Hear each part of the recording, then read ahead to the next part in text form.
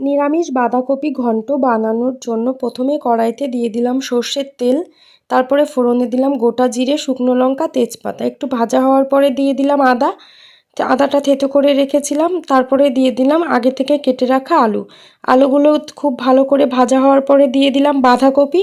তারপরে দিয়ে দিলাম পরিমাণ মতো নুন, পরিমাণ মতো হলুদ গুঁড়ো। নুন হলুদটা দিয়ে খানিকক্ষণ ভেজে নিলাম।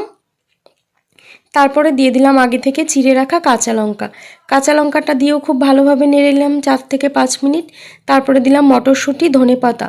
এবারে দিয়ে দিলাম হাফ গ্লাস মতো জলটা দিয়ে গ্যাসের ফ্লেমটা একটু বাড়িয়ে নেড়ে দিলাম।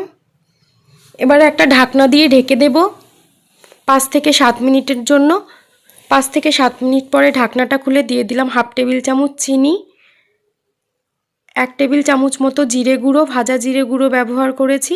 তারপরে দিয়ে দিলাম চালের গুঁড়োটা দিয়ে খুব ভালোভাবে মিশিয়ে